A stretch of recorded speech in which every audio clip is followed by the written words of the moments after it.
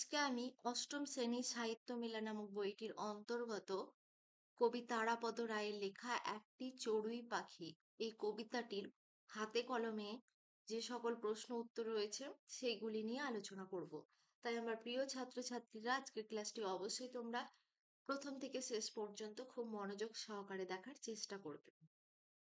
এর আগের ক্লাসে এই কবিতাটির বিষয়বস্তু নিয়ে আলোচনা করেছি। যদি আগের ক্লাসটি না দেখে থাকো তাহলে ভিডিওটি নিচে ডেসক্রিপশনে আগের ক্লাসের লিঙ্কটি দেওয়া রইল, তোমরা অবশ্যই আগের ক্লাসটি দেখে নিও। এই চ্যানেলে যারা নতুন ছাত্রছাত্রী আছো তারা অবশ্যই চ্যানেলটি সাবস্ক্রাইব করো এবং পাশে থাকা বেল আইকনটি অল নোটিফিকেশন সেট করে রাখো, তাতে আমি এই ক্লাসের যে ভিডিওগুলি আপলোড করবো তার নোটিফিকেশন তোমরা পেয়ে যাবে। এখন আমি প্রশ্ন উত্তর পর্বে চলে যাচ্ছি। ১.১ তারাপদ রায় কত খ্রিস্টাব্দে জন্মগ্রহণ করেন? উত্তরটা দেখো, তারাপদ রায় ১৯৩৬ খ্রিস্টাব্দে জন্মগ্রহণ করেন। তারপরের প্রশ্ন দেখো, ১.২ তার রচিত দুটি কাব্যগ্রন্থের নাম লেখো। তার রচিত দুটি কাব্যগ্রন্থের নাম তোমার প্রতিমা ও কোথায় যাচ্ছেন তারাপদ বাবু। ২ নিচের প্রশ্নগুলির একটি বাক্যে উত্তর লেখো। ২.১ কবিতায় চড়ুই পাখিটিকে কোথায় বাসা বাঁধতে দেখা যায়? উত্তর, কবিতায় চড়ুই পাখিটিকে কবির ঘরেই বাসা বাঁধতে দেখা যায়। ২.২ চড়ুই পাখি এখান সেখান থেকে কি সংগ্রহ করে আনে? চড়ুই পাখিটি সারাদিন ঘুরে ঘুরে এখান সেখান থেকে খড়কুটো এবং ধান সংগ্রহ করে আনে। ২.৩ কবির ঘরে কোন কোন জিনিস চড়ুই পাখিটির চোখে পড়ে? উত্তরটা দেখো, কবির ঘরে জানালা, দরজা, টেবিল, ফুলদানি, বই খাতা ইত্যাদি জিনিস চড়ুই পাখিটির চোখে পড়ে। ২.৪ ইচ্ছে হলেই চড়ুই পাখি কোথায় চলে যেতে পারে? উত্তরটা দেখো, ইচ্ছে হলেই চড়ুই পাখিটি এ পাড়ায় ও পাড়ার পালেদের বসেদের বাড়ি চলে যেতে পারে। ৩ নিচের প্রশ্নগুলির কয়েকটি বাক্যে উত্তর লেখো। ৩.১ চতুর চড়ুই এক ঘুরে ফিরে আমার ঘরেই বাসা বাঁধে। চড়ুই পাখিকে এখানে চতুর বলা হলো কেন? উত্তরটা দেখো, আলোচ্য অংশটি বাংলা সাহিত্যের বিশিষ্ট কবি তারাপদ রায়ের লেখা একটি চড়ুই পাখি কবিতা থেকে নেওয়া হয়েছে। এখানে কবি তার ঘরে বাসা বেঁধে থাকা চড়ুই পাখিটিকে চতুর বলেছেন। চতুর শব্দের অর্থ চালাক বা কর্মদক্ষ। চড়ুই পাখিটি কবির ঘরটিকে তার নিরাপদ আশ্রয়স্থল হিসাবে বেছে নিয়েছে। শুধু তাই নয়, কবির ধারণা সে কবির অনুপস্থিতিতে ওই ঘরের মালিকানা ভোগ করতে চায়, এই কারণে কবি তাকে চতুর আখ্যা দিয়েছে। ৩.২ কবিতায় বিধৃত চিত্রকল্পগুলি দৃষ্টান্ত সহ আলোচনা করো। উত্তরটা দেখো, চিত্রকল্প কথাটির সাধারণ অর্থ ভাবনায় বা কল্পনায় আঁকা ছবি, আবার উল্টো ভাবে কবি বা লেখকের বর্ণনা থেকে পাঠকরা যে ভাবচিত্র এঁকে নেয় তাকেও চিত্রকল্প বলা যেতে পারে। কবিতায় উদ্ধৃত চিত্রকল্প ১ অন্ধকার ঠোঁটে নিয়ে সন্ধ্যা ফেরে ২ কার্নিসে বসে চাহনিতে তাচ্ছিল্য মজার ভাবটা ইত্যাদি। উদ্ধৃত আলোকে সন্ধ্যা নেমে আসার পর রাত্রির অবশ্যম্ভাবী পরিণতি এবং মানুষে মানুষের সম্পর্কের উত্থান পতনের চিত্র ভেসে ওঠে। আর এইভাবেই কবিতায় চিত্রকল্প ব্যবহৃত হয়েছে। ৩.৩ হয়তো ভাবে চড়ুই পাখি কিভাবে বলে কবি মনে করে? উত্তরটা দেখো, কবি তারাপদ রায়ের লেখা একটি চড়ুই পাখি কবিতা থেকে আলোচ্য অংশটি নেওয়া হয়েছে। হয়তো ভাবে কথাটির মাধ্যমে কবি চড়ুই পাখির ভাবনার কথা বলেছেন। সে ভাবে ঘরে থাকা এই মানুষটি অর্থাৎ কথক চলে গেলে এই ঘরটি তারই হয়ে যাবে। ঘরের জানালা, দরজা, টেবিল, ফুলদানি, বই খাতা সবই তার নিজের হবে, আর এই সকল জিনিস বিধাতাই তাকে হয়তো দিয়ে দেবেন।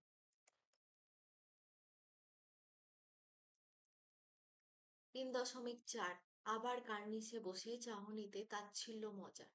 তাচ্ছিল্য ভরা মজার চাহনিতে তাকিয়ে চড়ুই কি ভাবে? উত্তরটা দেখো, আলোচ্য অংশটি কবি তারাপদ রায়ের লেখা একটি চড়ুই পাখি কবিতা থেকে নেওয়া হয়েছে।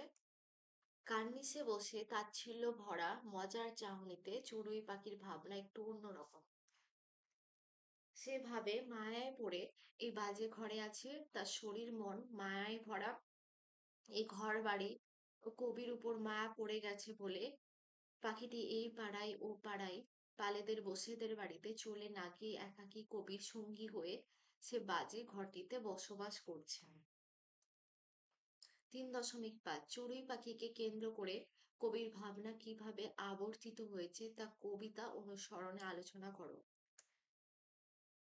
উত্তরটা দেখো, তারাপদ রায় রচিত একটি চড়ুই পাখি কবিতায় কবির ঘরে বাসা বেঁধে থাকা একটি চড়ুই পাখিকে কেন্দ্র করে কবির ভাবনা আবর্তিত হয়েছে।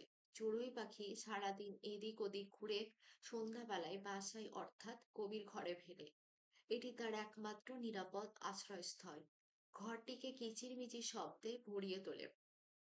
কখনো সে খুব কাছ থেকে কৌতূহলী দৃষ্টিতে কবিকে দেখে, আবার কখনো বা কার নিচে দূরত্ব থেকে চোখ মেলে দেখে ছোট্ট চড়ুই পাখিটি মনে ভাবে যে মানুষটি চলে গেলে এই ঘর, জানালা, দরজা, টেবিল, ফুলদানি, বই খাতা সবই তারই হবে, বিধাতা তাকে সব দিয়ে দেবেন।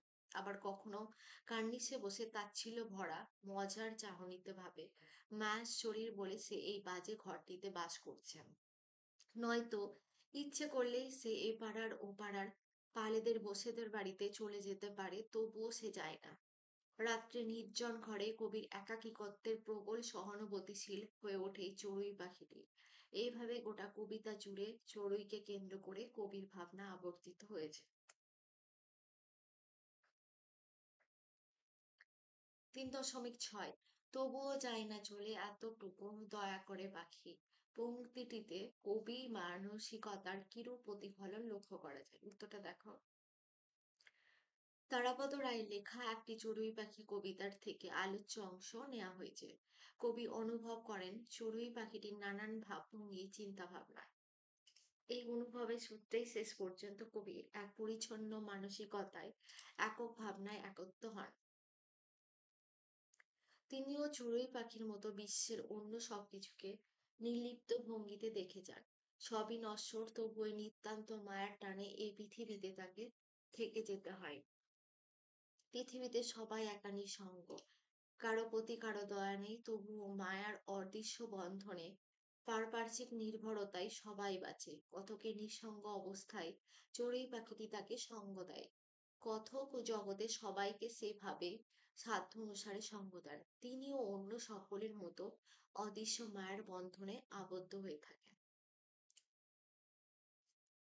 ৩.৭ ছোট্ট চড়ুই পাখির জীবন বৃত্তান্ত কিভাবে কবিতার ক্ষুদ্র পরিসরে আঁকা হয়েছে তার পরিচয় দাও।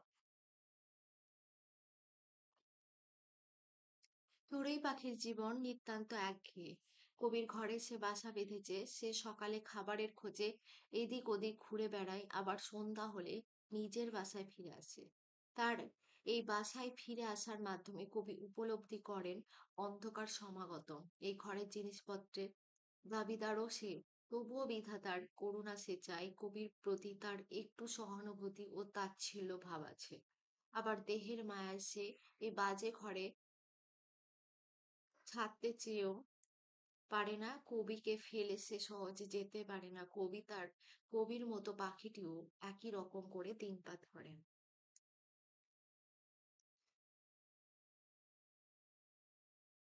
৩.৯ রাত্রি নির্জন ঘরে আমি আর চড়ুই একাকী পংক্তিটিতে একাকী শব্দটি প্রয়োগের সার্থকতা বুঝিয়ে দাও।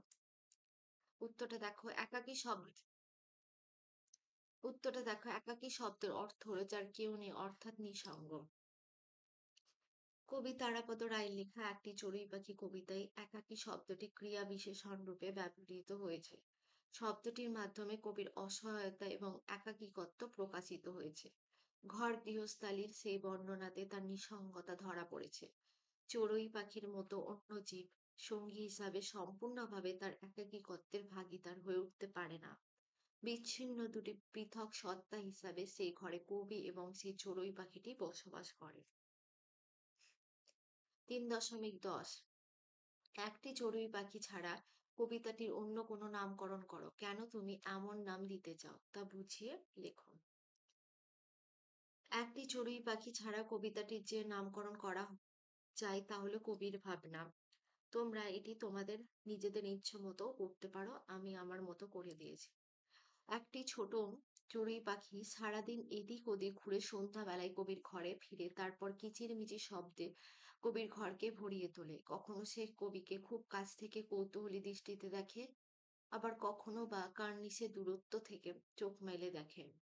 এই সব কর্মকাণ্ড দেখে কবি ভাবেন, ঘরের মালিকের অবর্তমানে ঘর, জানালা, দরজা, টেবিলের ফুলদানি, বই খাতা সবকিছুর মালিক চড়ুই পাখি। বিধাতা সমস্ত কিছু তাকেই দিয়ে দেবেন।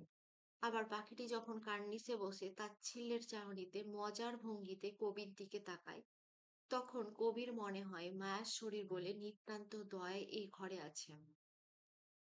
ইচ্ছে হলে সে আজই অন্য পাড়ায় পালেদের বা বসেদের বাড়ি চলে যেতে পারে, তবুও সে যায় না। সমগ্র কবিতাটিতে এইভাবে একটি ছোট্ট চড়ুই পাখির কাজকর্মকে কেন্দ্র করে কবির ভাবনা চিন্তা প্রকাশিত হয়েছে। ফলে এই কবিতাটির নামকরণ কবির ভাবনা যথাযথ ও সার্থক বলে মনে হয়। ৫. নিচের বাক্যগুলির ক্রিয়ার কাল নির্ণয় করো। ৫.১ চতুর চড়ুই এক উড়ে ফিরে আমার ঘরে বাসা বাঁধে। এটি হচ্ছে নিত্য বর্তমান কাল। ৫.২ বই খাতা এসব আমারই হবে।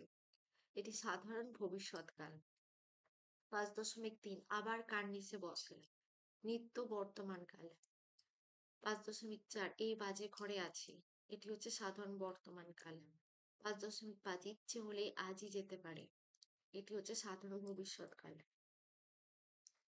৬ নির্দেশ অনুসারে উত্তর দাও। ৬.১ অন্ধকার ঠোঁটে নিয়ে সন্ধ্যা ফেরে, যেই সেও ফেরে, সরল বাক্যে পরিণত করতে হবে। উত্তরটা দেখো, অন্ধকার ঠোঁটে নিয়ে সন্ধ্যার সঙ্গে সেও ফেরে। ৬.২ কখনো সে কাছাকাছি কৌতূহলী দু চোখ মেলে অবাক দৃষ্টিতে দেখে। নিম্ন রেখাঙ্কিত শব্দের বিশেষ্যের রূপ লিখে বাক্যটি আবার লিখো। উত্তরটা দেখো, কখনো সে কাছাকাছি কৌতূহল ভরা দুই চোখ মেলে অবাক দৃষ্টিতে দেখে। ৬.৩ আমাকেই দেবেন বিধাতা। এটি না সূচক বাক্যে পরিণত করলে কি হবে দেখো, আমাকে না দিয়ে বিধাতা থাকবেন না। ৬.৪ এই বাজে ঘরে আছি নিতান্ত মায়ার শরীর আমার, তাই জটিল বাক্যে পরিণত করতে হবে। যেহেতু আমার নিতান্তই মায়ার শরীর, সেহেতু এই বাজে ঘরে আছি।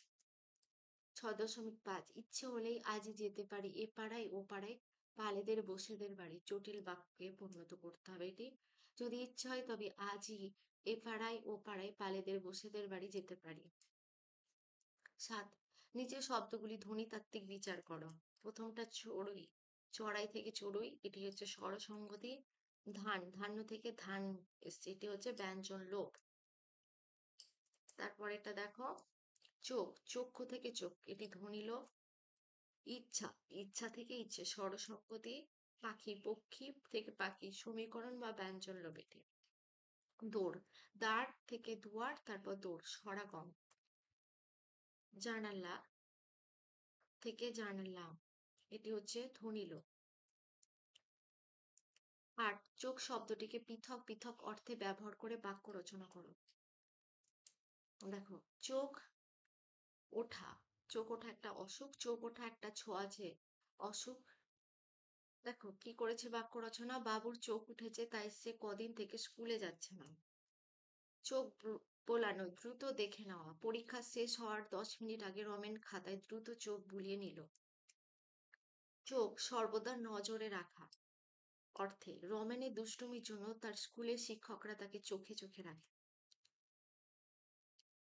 আজকের ক্লাসটি এই পর্যন্ত। যদি তোমাদের ক্লাসটি ভালো লাগে অবশ্যই তোমরা লাইক করবে, তোমাদের ক্লাসের বন্ধুদের সাথে শেয়ার করবে এবং চ্যানেলটিকে সাবস্ক্রাইব করবে। পরবর্তী ক্লাসে কোনো একটি গল্প বা কবিতা নিয়ে তোমাদের সাথে দেখা হবে। তোমরা সকলেই সুস্থ থেকো এবং খুব মনোযোগ সহকারে পড়াশোনা করো।